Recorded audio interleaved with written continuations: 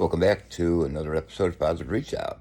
So, I wanted to talk about my daughter today and when she was born. It was born in 2004, and my ex wife, who is now deceased, uh, at the time could not have children. And we had been to, several doctors, and finally we went to a fertility clinic, and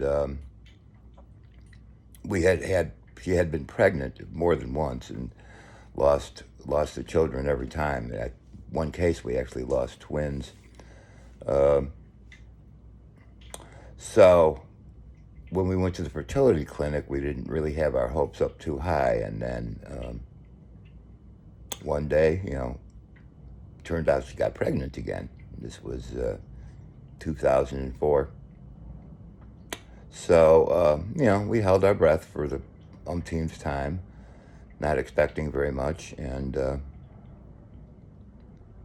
little by little, as time passed on, she was able to viably keep the child. And a couple months went by, and we finally got by that 3 month period where it seemed to have really gotten stuck. So we were really happy after the 3 month period and held our breath waiting for month four, and month four came, and month five, and month six, and then one day there was our little beauty. And on the day she was born, it was just, it's true what they say about parents who, it's true what they say about it's different when you first meet your child. It does something to you. And that same effect happened to me. I was captivated on that day. It was probably the happiest day of my life, I would imagine. In retrospect, of course, hindsight's 2020. But so we took our child home, and right away I noticed that there was problems with my ex-wife and me. Our marriage wasn't the best, but we were hoping that would repair it. But she started getting very possessive of Laura. Is her name, and little by little, she didn't want me to be involved. It seemed like with the daily activities of raising her. I wanted all in. I was working full time at the time, but that was okay with me. I didn't mind. I wanted to change the diapers, and I wanted to feed her. And Laura was something. She would just look up at me and smile, and with this happy look on her face. Every time I walked into the room, she would just glow. And I think that bothered my ex-wife somewhat. And I'm not saying that selfishly or ignorantly. I believe that was the case. Maybe it was postpartum. I don't know. But it was evident that my ex didn't want me involved with raising her very much, especially with making daily decisions. Everything was between her and the child. I felt like, honestly, just a sperm donor after a while. I believe that was my main role. So when Laura was only, not even a year old, my ex left me with the child, with Laura. He essentially kidnapped her and went out into the country. We were living in Arlington, Texas at the time. That's where she was born, in a hospital in Fort Worth. And she took my daughter and went out to the country where her family was. And they just closed ranks on me. And that was the end of it. I could not, for months, I couldn't even see her. I had to go to court to get some basic visitation rights. And once that started, I started visiting her. I was still living in Texas at the time, so I did have her on the weekends. And then, because I was kind of shut out from the family, I was on my own. At that point, she had left me, and I couldn't support myself anymore. I was too depressed, and the car broke down, and I lost my work, and it started spiraling out of control pretty quick. So I got this temporary job working with a construction company, and that construction company had moved to Florida, and I went with them. As much as I hated to leave, I had no choice but to really go with them. So it was a temporary job, and I was making better money than I had in a little while because I was unemployed for a while. But I was only making 600 a week, but back then it was decent money. This was she was born in 2004.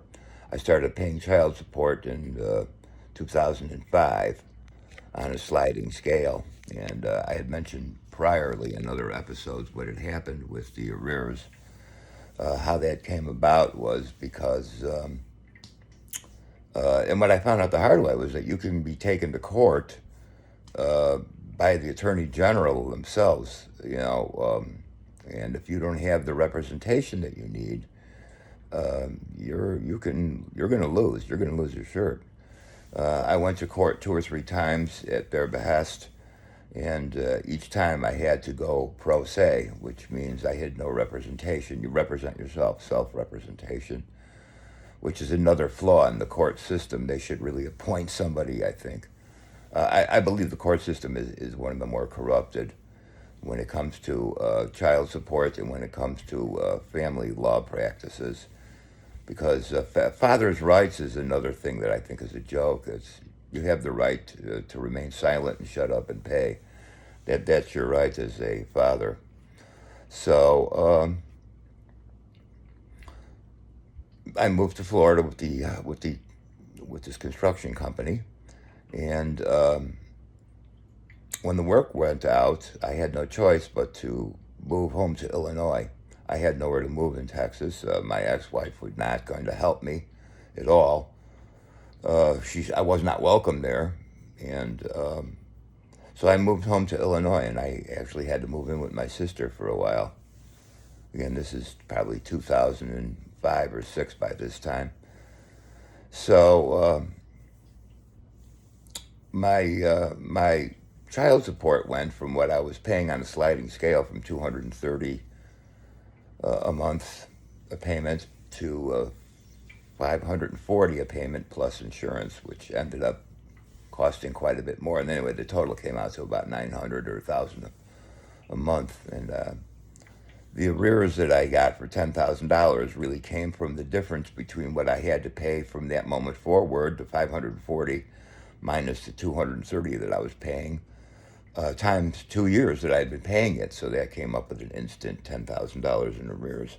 So it's figurative bookkeeping at best, but the courts allowed it. And what I have found out over going to the court for the years, thank God this is all behind me now, but they can do whatever they want. There is no really law when it comes to this. And as a parent, you really have no rights as a father. And I wonder how many fathers have gotten screwed by this system. I'm sure it's plenty.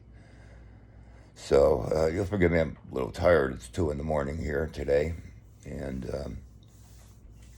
I'm just up. I figured I'd shoot a quick episode here. So I moved to Chicago, Illinois, where I was born and raised. And I moved in with my sister. And the relationship with my daughter was actually fairly good at that time. We talked on the phone a lot, for whatever 2 or 3 year-olds can talk about, but she knew who I was.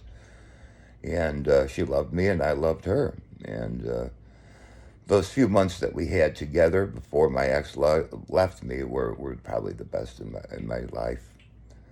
Those few precious months, those are the months that I look back on. But she grew up with me at a distance, but she knew who I was. And when she was 4 years old, I went to see her. And then again, when she was 8 years old, I went to see her. It's very expensive, by the way, to go to Texas if you don't have some place to stay. And if you don't have a car that can get there, you have to rent a car. There's the gas, then there's the hotel. It's a couple $1,000s a shot. So not having any help from my ex or a place to stay, her not letting me stay at the house, that sort of thing, it got to be very expensive and very restrictive. So that's the way that went for years.